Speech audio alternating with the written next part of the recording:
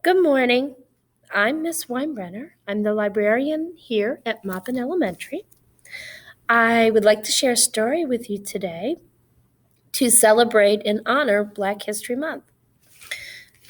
The story is called Follow the Drinking Gourd. The author and illustrator is Jeanette Winter.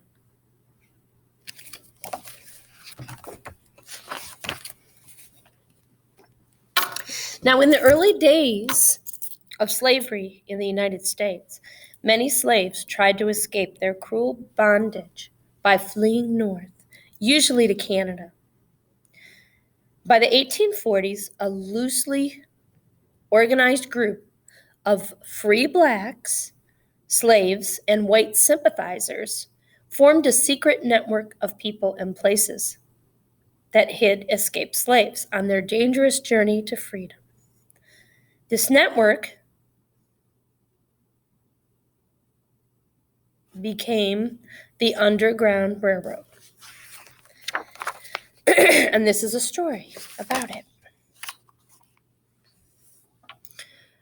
Long ago, before the Civil War, there was an old sailor called Peg Leg Joe, who did what he could to help free slaves.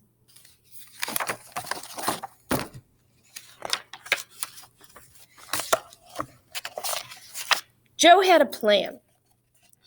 He'd use a hammer and a saw.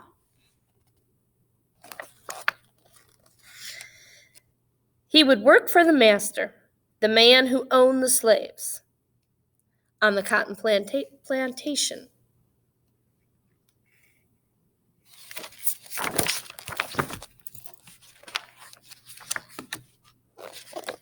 Now, Joe had a plan. At night, when work was done, he would teach slaves a song that secretly told the way to freedom. Just follow the drinking gourd, it said. When the song was learned and sung all day, Peg Leg would slip away to work for another master, and he'd teach that song again.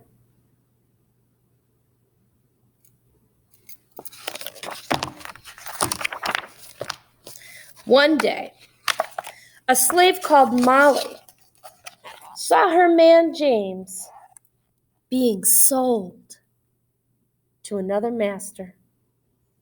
James would be taken away, their family torn apart. Just one more night together.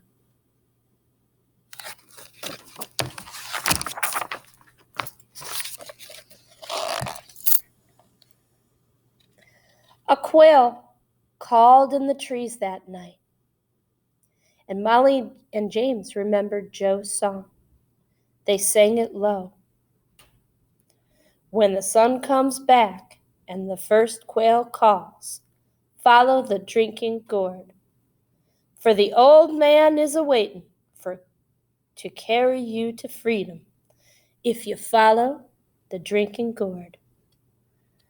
They looked to the sky and they saw the stars. Notice. You see that? Ooh, there we go.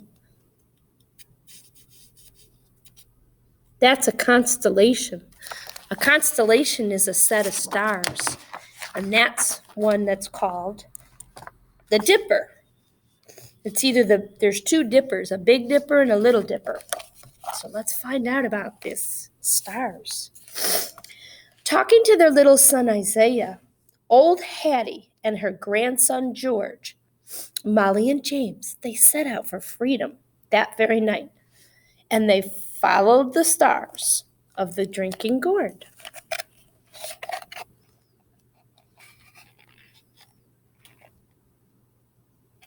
They ran all night through the fields till they crossed the stream to the woods.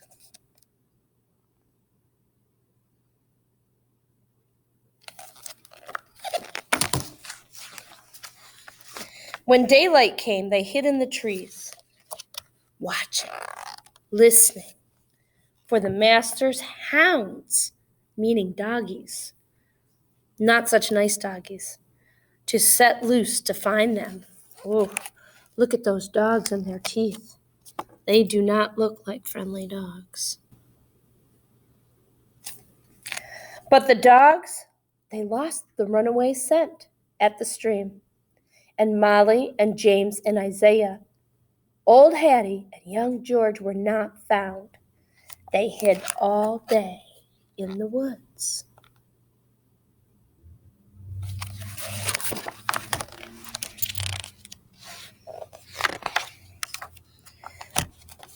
Walking by night and sleeping by day, for weeks they traveled on. Sometimes berries to pick and corn to snatch. Sometimes fish to catch. Sometimes empty bellies to sleep on. Sometimes no stars to guide the way.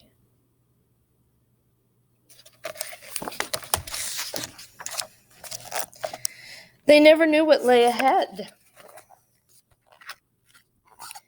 There was danger from men who would send them back, and danger from hungry beasts. But sometimes a kind deed was done.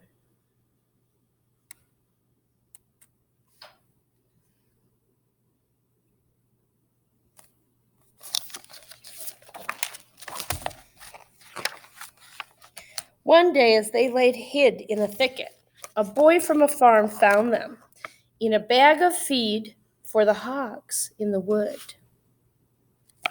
He brought bacon and corn bread to share. So it looks like this boy brought them some food and he hid it in that bag. Singing low, they traveled on. The river ends between two hills. Follow the drinking gourd. There's another river on the other side. Follow the drinking gourd.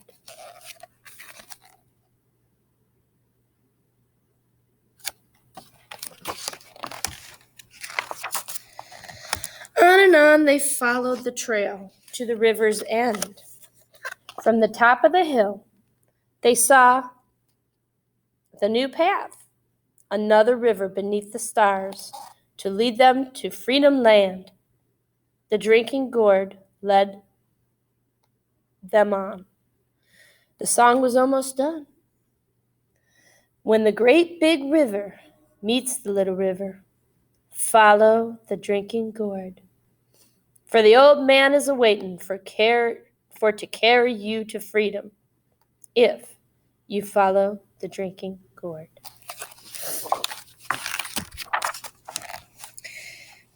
They climbed the hill at last, and down below was Peg-Leg Joe, waiting at the wide Ohio River to carry them across. We live very close to that river. Their spirits rose when they saw the old man, Molly and James and Isaiah, old Hattie and George. They all ran to the shore.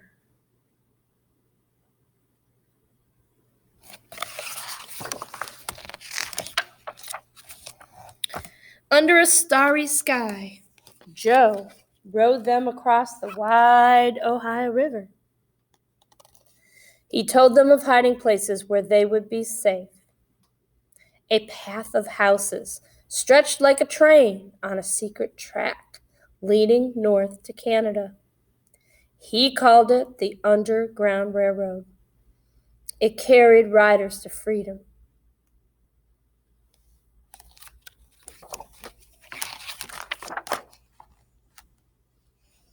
The first safe house stood on a hill.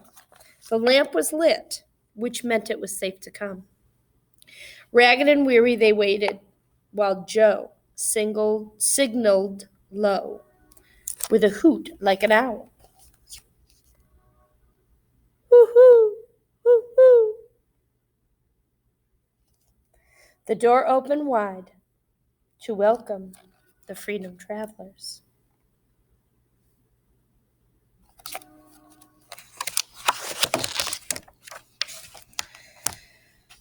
They were rushed through the house to the barn, for farmers knew that there were slave catchers near. They had to hide them somewhere. A trap door in the floor took them under the barn to hide till it was safe to move on. Then Peg-Leg Joe went back to the river to meet others who followed the drinking gourd.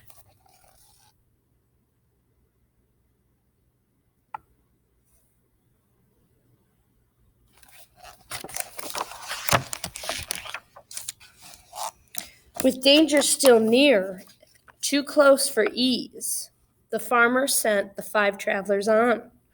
He drew a map that showed the way north on the midnight road to the next safe house, just over 2 hills. This time James called the signal a hoot like an owl that opened the door to a Quaker farm. The travelers were led to a secret room hidden behind the shelves.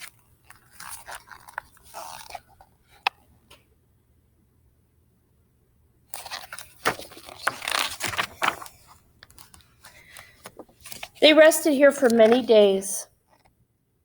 They healed their wounds.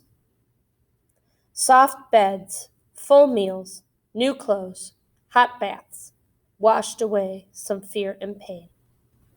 Isaiah smiled.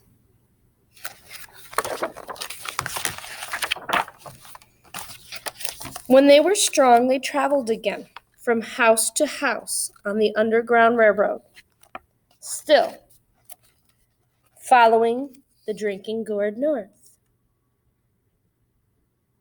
Sometimes they traveled on foot, sometimes by cart.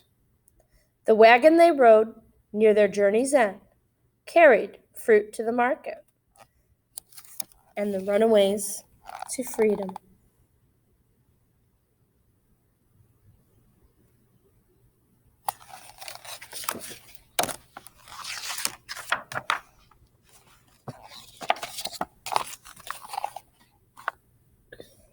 At last they came to the shores of Lake Erie. Molly and James and Isaiah, old Hattie and young George climbed aboard the steamship that would carry them across to Canada, to freedom.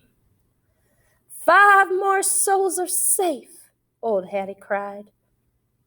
The sun shone bright when they stepped on the land.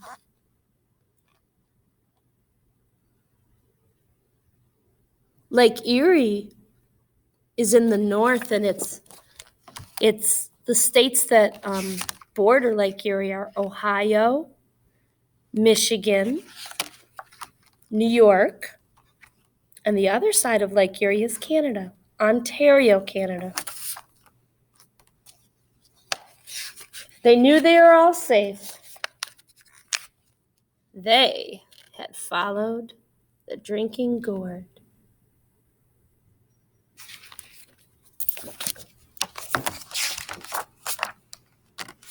Thank you for allowing me to read you one of my favorite stories about the Underground Railroad.